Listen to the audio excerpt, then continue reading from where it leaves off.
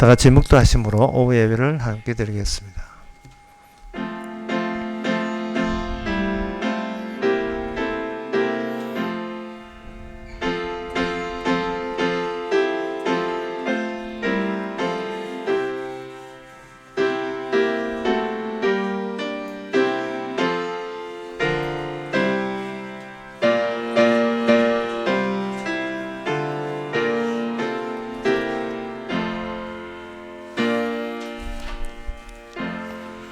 아침에 나로 주의 인자한 말씀을 듣게 하소서. 내가 주의를 의뢰함이라. 나의 다닐 길을 알게 하소서. 내가 내 영혼을 주께 받더니이다.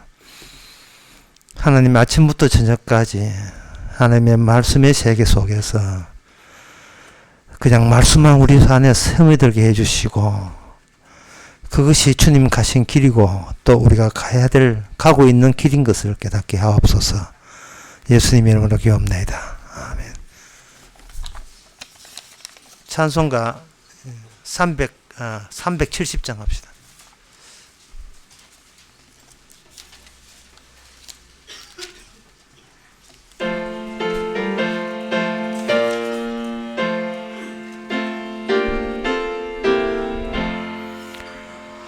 어둠만 시대리니 내 직분 지켜서 야한 이슬 맺힐 때에 적시 일어나 해 돋는 아침부터 힘써서 일하라. 이할 수 없는 밤이 속히 오리라. 어두운 밤 시대리니 내 직분 지켜서 일할 때 일하면서 놀지 말아라. 낮에는 골몰하나 쉴 때도 오겠네. 일할 수 없는 밤이 속히 오리라. 어두운 밤 시대리니 내 직분 지켜서 지년에 빗긴 볕에 힘써 일하고 그 빛이 닿아여서 어둡게 되어도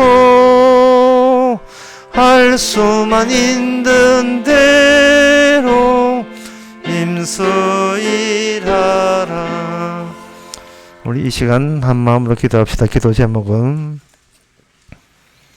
말씀을 배운다는 것은 자기가 스스로 키워온 그 테두리를 주님에 의해서 깨어지는 것을 말합니다. 내가 아는 것, 내게 전부라는 것이 얼마나 전부가 아니고 내가 아는 것이 얼마나 무식한지를 이 성경 전체를 통해서 늘 깨어지는 그 즐거움을 얻고자 다 같이 기도합시다.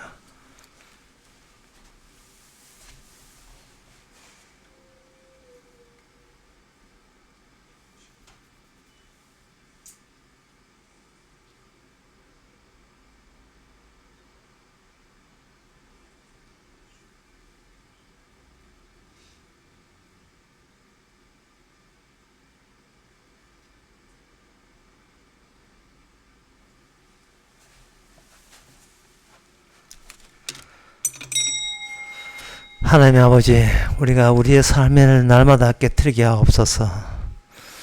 내가 만든 테두리에 내가 갇히지 않게 해주시고, 그것이 나의 무덤이 되지 않게 해주시고, 나의 아저씨가 되지 않지 않고, 나의 동굴이 되지 않게 하여 주시옵소서. 이 땅에 태어나서 아무것도 모르는 채 허무하게 인생을 끝내지 않게 하옵소서. 예수님 이름으로 기도합나이다. 아멘.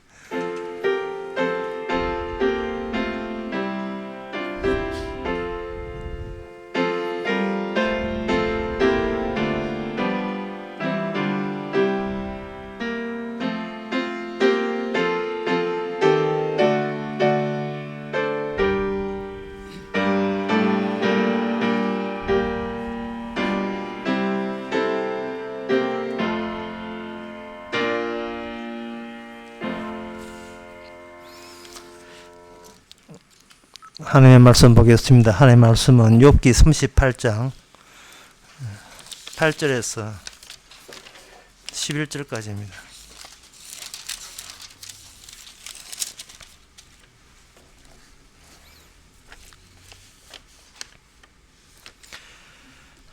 바닷물이 태에서 나옴같이 넘쳐 흐를 때에 문으로 그것을 막은 자가 누구냐?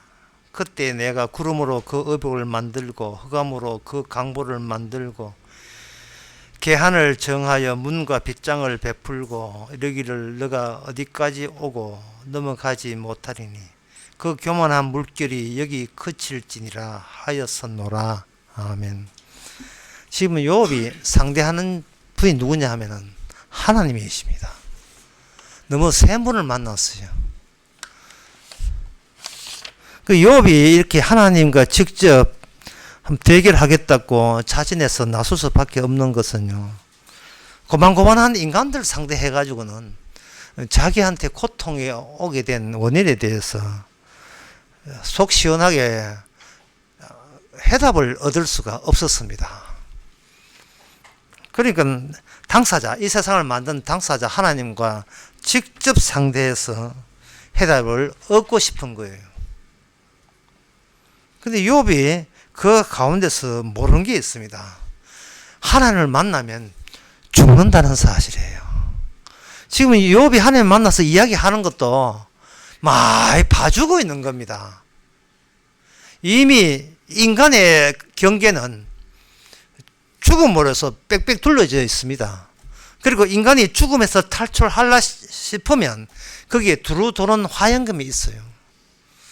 그래서 인간들 가운데서 죽고 난 뒤에 대해서 아는 사람 없습니다. 그런데 하나님께서 인간이 죽고 난 뒤에 아는 게 없기 때문에 하나님께서는 언약을 통해서 율법을 통해서 인간이 죽고 난 뒤에 죽음 세계가 어떻게 이루어지고 있고 어떻게 운영되고 있다는 것은 특별히 이스라엘 백성들에게만 미리 앞당겨서 죽음 세계를 알려줬습니다. 그게 뭐냐? 광야입니다.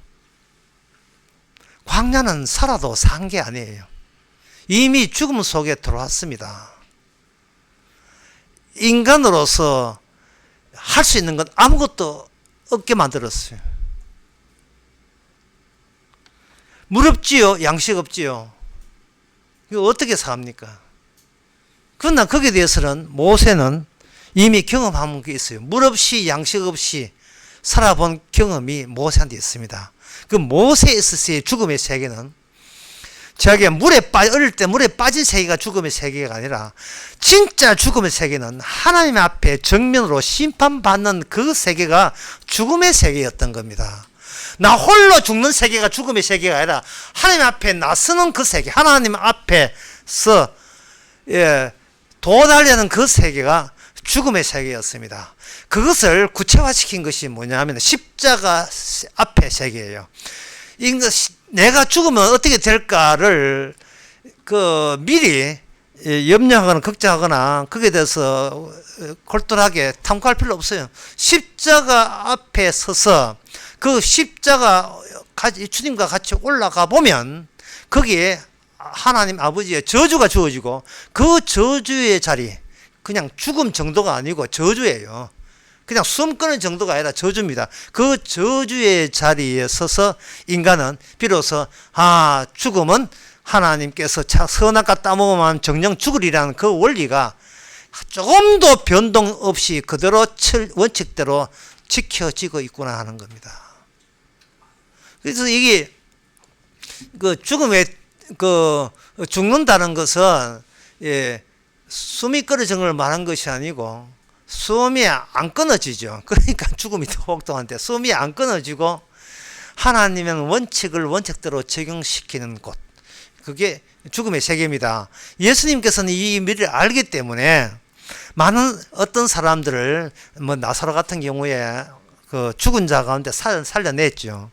그러나 나사로는 죽은 자 가운데 살아났지만 주님의 심판 가운데서 벗어난 것은 아닙니다.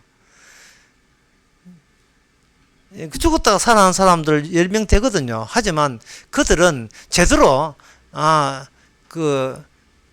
인간선에서 죽음이라는 것은 제대로 예수님처럼 저주받다가 살아라는 그 간격을 두고 아버지의 부활의 영으로 살아나는 것, 그런 죽음은 예수님 외에는 아무도 경험한 적 없습니다. 그래서 그것을 성경에서는 뭐라고 하느냐, 고린도서 15장에서는 부활의 첫 열매라고 하는 거예요. 엘리야가 불새 타는 거 열매 아닙니다. 에녹이 하나님과 동행하는 거 그거 부활 아니에요. 나사로가 죽었다가 살아나는 거 그거 부활 아닙니다. 소생입니다. 부활의 첫 열매는 저주를 통과할 정도가 돼야 그게 부활이죠. 그냥 생명이 15년 연장하는 거, 예, 그거 부활 아닙니다. 예수님 안에서, 성령 안에서 바로 모든 죄를 용서받았다면, 그리고 다시는 정죄함이 없다면 이미 여러분들은 죽음의 세계에 들어온 겁니다. 그 죽음의 세계가 둘로 나눠지죠. 하나는 천국이고 하나는 지옥인데, 죽음의 세계 가운데서도 천국에 오신 게 되는 겁니다. 이게 누구하고 상대하냐? 사람하고 상대해서는 이런 이야기를 들을 수 없고 하나님하고 직접 상대할 때 되는데, 오늘 본문의 구약이잖아요. 이방이잖아요. 하나님과 상대하면 죽습니다. 그래서 신약에서는 직접 하나님과 상대를 못하면 상대하면 다 죽으니까 고린도후서 그 3장에 보면 누구를 보내느냐 하면은 성령을 보낸 거예요. 성령은 전에 이야기했지만 송을 타올이에요. 성령을 보내가 수건 가지고 중간에 화해의 장을 하나님께 친히 마련한 겁니다. 만나면 죽는데 안 죽기 위해서 성령을 보내서 예수님께서는 그 무거운 죄로부터 벗어나서 이제는 저주로부터 해방되게 해주는 것을 해방되게 해줍니다. 그걸 가지고 고린도후서 3장에서는 그걸 자유라고 이야기하는 거예요. 자유라는 말은 뭐냐 하면은 전에 너희가 어디에 갇혀 있었다는 겁니다. 그리고 그 갇혀 있는 데는 자기가 갇혀 있는 것도 모르고 갇혀 있었던 거예요. 어디에 갇혀 있었는가? 귀신에 갇혀 있었고, 마귀에 갇혀 있었고, 율법에 갇혀 있었고, 저주에 갇혀 있었고, 죽음에 갇혀 있었고, 죄에 갇혀 있었습니다. 그런데 그 갇혀 있다는 그 사실을 알려면 자유되고 해방됐을 때 뒤돌아보니까 아, 내가 전에 저랬었구나. 그렇다면 전에는 왜 그렇게 저주에 갇혀있고 죽음에 갇혀있었는가? 그것도 갇혀있는 사실도 왜 몰랐는가? 그거는 사람만 상대해서 그래요. 사람만 상대해서. 주께서 오순절 성령을 보내신 것은 이제는 사람 상대 그만하라는 겁니다. 그 피곤한 사람하고 상대해가지고 좀 좋으면 좋다고 간쓸게 다 빼주고 좀 못하면 또 삐져가지고 갈라서 자면 쓸데없이 그 피곤한 거짓. 사람한테 기대하다가 차이고 돈에 섰고 사랑에 울고 뭐 이런 거 이제는 그 심파극 이제는 심파극 당하는 네가 잘못이라. 그냥 눈에 보이는 사람만 상대하니까 이게 그런 실망감이 올 수밖에 없죠. 근데 오늘 용감하게 욥은 하나님을 상대합니다. 감히 이거는 상상도 못해요. 그 거룩함, 근위의 무게감은 눈에 비는 게 없겠죠. 다른 사람 친구들은 그 끼들지 못합니다. 발발발 떨 수밖에 없어요. 요한계시록 1장에도 사도 요한이 그렇게 잘 알던 예수님을 직접 영광중에 만나니까 감히 얼굴을 못 들었다고 되어 있어요. 요한계시록 1장 끝에 보면 나와요. 얼굴을 못 들어요. 너무 무서워서. 상상 이상입니다. 그래서 그 하나님 앞에서 뭐 불평이나 불만 이런 있을 수가 없지요. 지난 낮에 제가 예를 들었습니다만 원자폭탄 맞을 때 아야 1번 아야 2번 왜 아프냐 뭐 이런 게 되죠. 어디 원자폭탄 앞에 그래 아야 아프다 그럴 새가 어디 있습니까? 내 존재감이 날아와 버렸는데요. 근데 주님은 해같이 빛나잖아요. 그래서 베드로와 야고보 요한이 그냥 그 변화서 엎드렸습니다. 뭐 자기 생각 안 해요. 여기 가서 조사원이 하고 그냥 뭐 자기 것 다 내놓고 그 정도로 너무나 황홀했습니다. 삼층천에 올라갔던 사도 바울도 마찬가지고. 그래서 우리는 참 사람이 함부로 상대할 수 없는 분을 이렇게 상대한다는 거, 이것은 기존이 우리의 죽음을 전제로 해서 언급이 되어야 되는 겁니다. 근데 그 하나님께서 하실 때에 서로 이야기가 통한 줄 알았어요, 욥이. 근데 오늘 본문 보세요. 이야기 통하지 않습니다. 하나님은 저 착했잖아요, 하나님 섬겼잖아요, 그런 이야기가 그 현장에서 자기 입에서 나올 줄 알았죠. 근데 하나님께서 먼저 선박 때리면서 치고 나오는 게 뭐 이거예요. 바닷물 만들 때 바닷물을 어린애로 생각해서 바닷물에 옷 입혀 가지고, 흑암으로 만들고 구름으로 바다에 옷을 입혀 가지고 그 바닷물이 넘치지 않도록 했는 걸 너가 아느냐? 라고 딱 언급 나옵니다. 이거는 예상 문제 없던 거예요. 수학 정석 안 나오는 거, 안 나온 수학 문제. 이거는 인간에게 끄집어낼 수 없는 문제를 하나님이 확 끄집어내 버립니다. 왜 하나님께서 그렇게 하셨냐 하면은, 인간은 만나면 하나님을 안다고 여기는 그 자체가 인간 선에서 나오는 잘못된 생각이라는 겁니다. 하나님을 만났다 쳐도 인간은 하나님에 대해서 아는 바가 전혀 없게 만드는 것을 하나님께서 쪼개서 그렇게 실시하십니다. 그게 여러분들이 잘 대표적으로 아는 것이 뭐냐 하면 바로 십자가입니다. 십자가 속에 들어올 때 인간은 내가 하나님에 대해서 아무것도 없다는 사실을 발견합니다. 왜냐하면 십자가는 하나님을 뒤로 감추고 예수님이 우리를 데려오기 위해서 만든 새로운 만남의 장소, 공간이기 때문에 그래요. 십자가에서 하나님의 누구시냐를 알생하지 말고 너는 감히 하나님께 부름을 당하는 사람이라는 그런 입장에서 네가 이 십자가 안에 들어오라는 겁니다. 제가 말로 설명한 것보다도 실제로 성경 말씀을 보는 게 좋을 것 같습니다. 누가복음 2장에 보면 나옵니다. 누가복음에 2장에 보면 어떤 목자들이 그 들판에서 양을 치고 있었습니다. 그 들판 가고 싶어요, 정말. 밤중에 목자들이 들판에서 양을 치고 있었는데 갑자기 여기에 뭐가 오냐 하면은 갑자기 조명이 확 밝아지면서요, 기쁜 소식이 너희에게 전하노라. 11절에 다윗의 동네에서 너희를 위하여 구주가 나셨으니 곧 그리스도 주시니라 되어 있어요.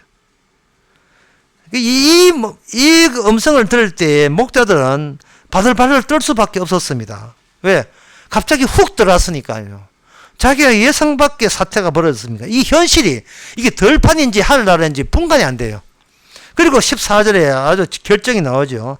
13절에 호련히 허다한 천군이 그 천사와 함께 있어 하나님을 찬송한 가로되. 그러니까 이 대목을 보면서 우리는 이런 질문을 해야 됩니다. 목사님, 천사가 있기는 있었네요. 자, 천사가 있다는 말은 나의 사소한 일상의 일은 이제는 잊어도 좋다는 겁니다. 지난 날에 실수했는 거, 그리고 과거에 내가 사업 실패했는 거, 그런 것은 좀 이제는 잊어도 좋다는 겁니다. 왜냐하면 14절에 지극히 높은 곳에서는 하나님께 영광이요 땅에서는 기뻐하심을 입은 사람 중에 평화로다. 지금 하나님이 누구냐를 우리가 미리 예성문제 끄집어내가지고 그걸 이성적으로 분석해가지고 하나님을 알 수 있는 그런 채널은 애초에 존재하지 않습니다. 그냥 하나님이 내가 기쁘대요. 그러면 됐잖아요. 피조물 입장에서. 하나님이 누구시냐를 묻지 말고 너는 내한테 기쁨을, 일방적으로 기쁨의 대상이 되었다는 겁니다. 그래서 이 목자들이 그 당시에 유대나라 목자 노동조합 회장이 됐습니까?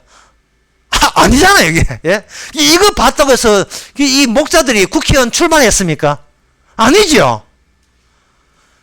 그러면 국회의원 출마할까요? 이거 저만 하겠다만 그런 거 지금 그런 거 3월 29일날 대선에 누가 되는지 지금 그런 문제는요, 기뻐하심을 입은 입장에서는요, 그런 동영상 볼 필요 없습니다.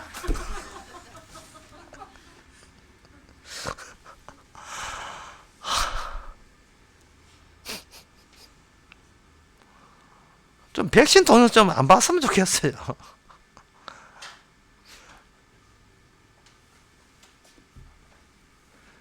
지극히 높은 곳에서 하나님께 영광이요 땅에서는 그 다음에 기뻐하는 자가 아닙니다.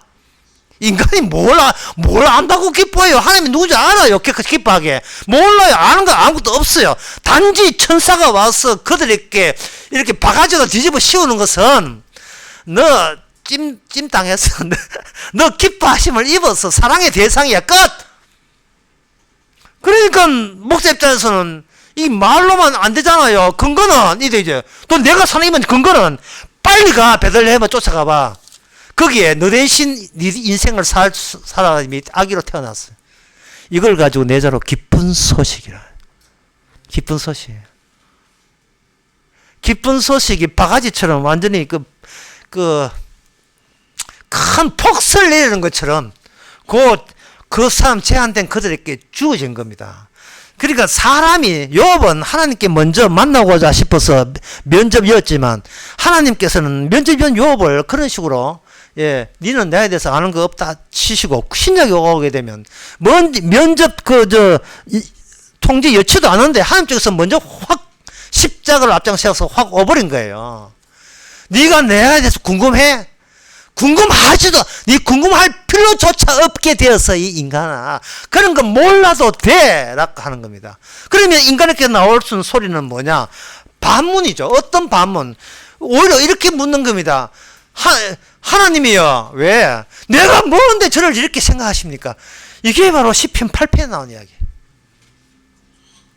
제대로 하나님을 알게 되면 궁지렁궁지렁 시간 동안 하겠으면 이거는 왜 안 해주고 저거는 왜 이게 아니라 왜 저를 이렇게 하나님의 권능으로 삼아주십니까? 자, 권능이 시편 8편에서 여기 좀 어려운데 시편 8편에서 하나님의 권능이 임할 때에 우리란 인간이 어떻게 되는가를 거기 시편 8편에 3절에 2절 3절 보면 이렇게 나왔습니다.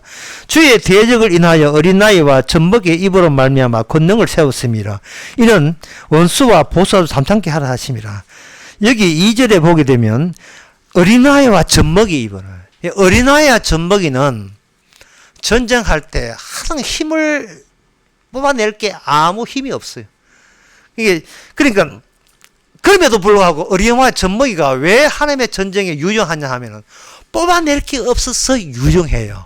뽑아낼 게 없기 때문에 오직 주의 이름의 영광만을 100% 다 내놓을 수 있습니다. 체리와 창기가 천국 가는 이유가 자기 쪽에서 내놓을 의의가 하나도 없기 때문에 그런 거예요. 그냥 소복히 눈이 오면 온 대로 눈이 그대로 쌓이는 거예요. 1m, 2m, 3m 쌓이듯이 그대로 그냥 눈이 다 쌓이는 주님의 은혜가 고스란히 다 쌓여 있는 겁니다. 그게 우리는 파묻혀 살아가는 거죠. 뭘 해드릴까요? 말도 입 다물어. 뭘 해드릴까도 그게 하나님을 모르니까 그런 소리 나는 거예요. 그러면 여기에 4절에 보면 사람이 무엇이간데 주께서 저를 생각하시며 인자가 무엇이간데 주께서 저를 권고하시나이까. 무슨 말이냐 하면은 주님은 하자는 저 같은 것은 생각 안 하셔도 됩니다. 그 바쁘신 분이 뭐 저한테까지 다 찾아오십니까? 이 말이거든요. 이게 지금 좋아서 하는 이야기예요. 지금 서슴에서 하는 이야기 아니고 무서워서 하는 이야기가 아니고 너무 좋아서 달리 할 말이 없어요. 어떻게 저 같은 인간에게 이렇게 생각을 해주고 제가 아무것도 아닌 걸 저도 아는데 아무것도 아닌 걸 아무것도 아니게 이렇게 처리해 주십니까? 그냥 질문만 던진 거예요. 그 해답은 왜 나오냐? 해답은 로마서 11장 16절에 나옵니다. 신약에 나와요. 신약에 이렇게 되어 있습니다. 로마서 11장 16절 중요한 말씀인데 사람들은 별로 이것을 잘 기억하는 사람이 별로 없어요. 제사하는 처음 익은 곡식 가루가 거룩한 적 떡덩이도 그러하고 뭐 끝난 문제예요.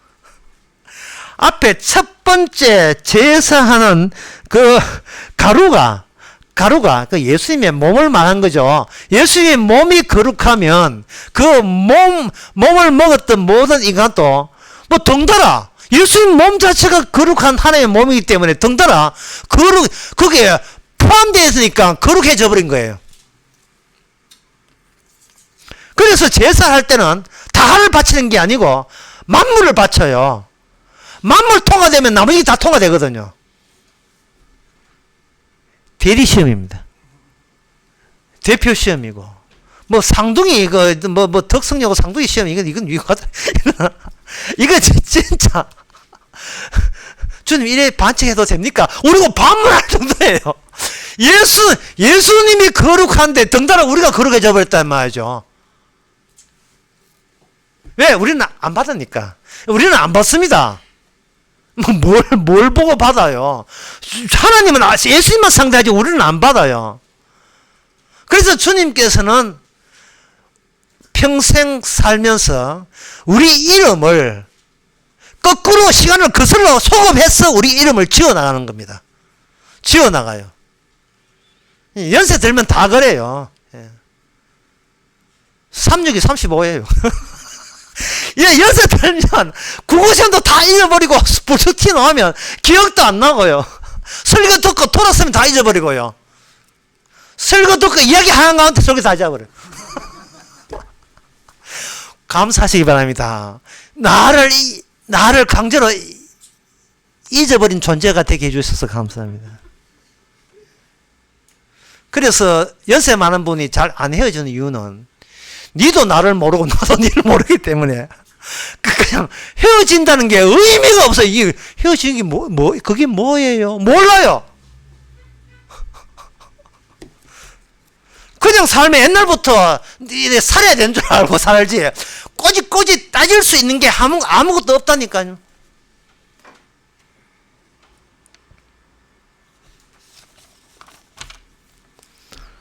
따지는 것은 사적으로 따지고 개인적으로 따지는 것은 아주까지 자기 힘으로 버텨보려고 할 때나 그때나 생기는 겁니다. 초등학교 애들한테 문제를 냈어요. 산에서 나무하면 안 되는 이유는 중간식 문제 냈습니다. 정답은 산불 나기 때문에 이 정답이에요. 근데 어떤 아는 뭐냐, 거지로 보이기 때문에. 그러니까 이건 완전히 평소에 얼마나 본인의 체면과 자존심만 생각했는지요. 어디 객관적이 이런 건 생각 못해. 객관적 하지만 객관도 주관 속에 오면 내한테 이익이냐 그걸로 다 전하다고 합니다. 이게 아직 어리니까 젊을 때니까 자기 생각만 하니까 그런 거죠. 나중에 귀신 가까이 되어버리면요. 질문 뭐예요? 질문조차도 의미가 없어요. 내한테 좀 질문 좀 하지 마라. 예. 그래 돼요. 또 애들한테 뭐 이런 질문을 했답니다. 여성이 청소년기가 되면 나오는 신체적 변화는 답변을 이렇게 했어요. 무섭고 난폭하고 폭력적이다. 사납게 되었다 뭐 그러죠. 당했던 모양이죠. 그게 이제 지가 당한 것만 처음 한 것이 그게 전부라고 생각하는 겁니다.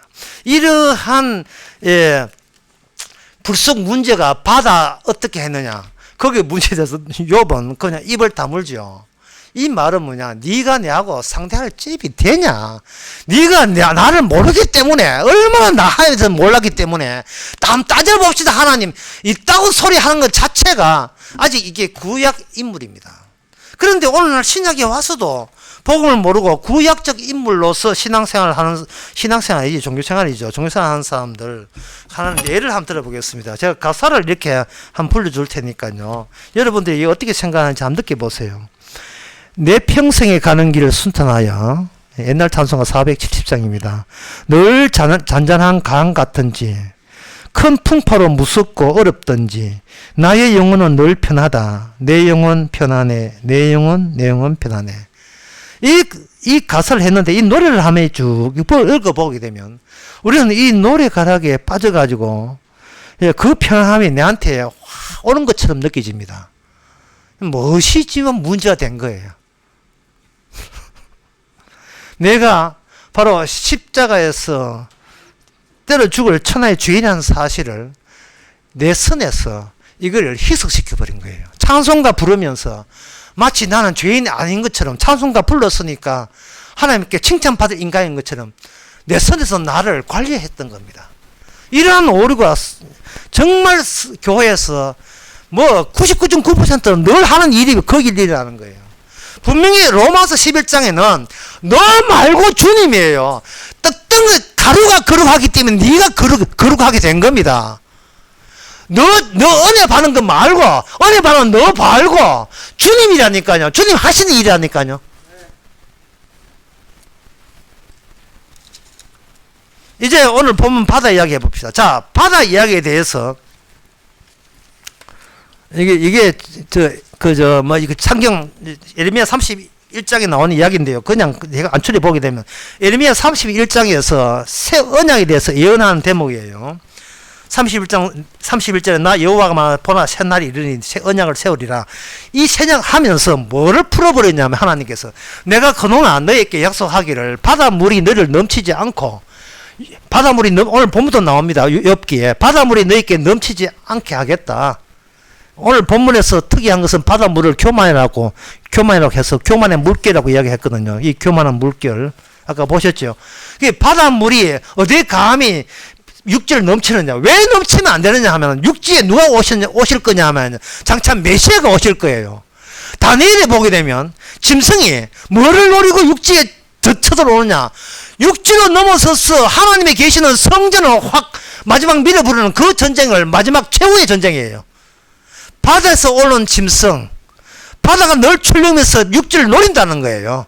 노린다는 것은 그만큼 바다가 금방지다는 겁니다. 금방진 성과를 하나님이 알아서 아주 때가 안 됐어. 가만히 있어. 때가 되면 내가 육지로 올라해 줄게. 라고 하나님께서 조정을 했다는 거 욥은 네가 아느냐 이런 겁니다. 욥은 네가 성경 전체를 다 아느냐고 묻는 거예요. 바다는 뭐 파랗고 뭐 이렇게 색깔 있고 그게 아니고 바다가 하나님의 메시아 오는데 어떤 식으로 연관되어 있음을 욥은 네가 아느냐. 그러면 신약은 우리는 알죠. 왜냐? 골로새 1장 16절 예수님의 십자가를 증거하기 위해서 그동안 바다는 육지를 넘치지 말도록 주께서 알아서 조정했다. 이게 바로 골로새 1장 16절 모든 만물은 예수님 그리스도를 주되게 하기 위해서 그들은 일정한 장소와 배치를 넘어설 수가 없다. 이건 마치 오늘 성도가 내 마음대로 인간을 못 사는 것처럼 그리고 불신자가 지 마음대로 구원받지 못하게 되는 것처럼 모든 것도 누가 구원되느냐 구원받지 않느냐가 중요한 것이 아니라 예수님의 주되심은 여전히 활발하게 활동한다는 사실. 그게 바로 하나님이 누구신가 알면 이런 이야기 하지 말고 주님이 알려주는 범위 내에서만 알아라 이 말이죠. 그게 바로 십자가입니다. 너는 이미 네가 알고 있는 것은 십자가 죽고 이제부터 주님 아는 것이 너 안에 흐르고 넘칠 것이다. 그것은 뭐냐? 내가 거룩한 적 너는 졸지에 사랑을 받아서 거룩하다. 뭐가 더 필요하냐 말이죠. 뭐가 더 필요하냐. 이제부터 우리가 남은 것은 인생을 살아가면서 느끼지는 것 다가오는 모든 체험과 경험을 다 주워 모아서 예수님의 십자가와 연관시키는 겁니다. 방법은 뭐냐 하면 저게 나를 교만케 하는지 나는 내 힘으로 살 수 있다는 교만케 하는지 아니면 나의 마음을 한없이 낮추게 하는 것인지 그것만 보시면 되는 거예요. 교만할 때 주께서 내 뜻대로 안 되게 해주시고 뒤돌아보니까 이것도 십자가에서 나오는 조정 능력이라는 거. 사랑하는 자를 사는 자로 만들기 위해서 주님께서는 우리는 항상 베들레헴의 아기 예수만 바라보게 하는 그 원칙에서 안 벗어나게 해주는 복으로 그 복으로 우리를 늘 지켜주고 있다는 이 사실. 이게 바로 구약과 다른 신약 성경에 누리는 복입니다. 기도하겠습니다. 하나님 아버지, 세상 만사가 예수님 주되심을 위하여 만들어지고 움직이는데 우리는 맨날 내 사정만 답답하게 하나님께 아뢰었습니다. 이제는 이러한 신은방진 교만한 이 모습을 주님의 십자가 앞에서 주님 하신 고통당하신 걸 생각하면서 그것조차도 회개하게 한 주님의 자료인 것을 받아들이게 하옵소서. 예수님의 이름으로 기도합니다. 아멘. 찬송가 365장 합시다.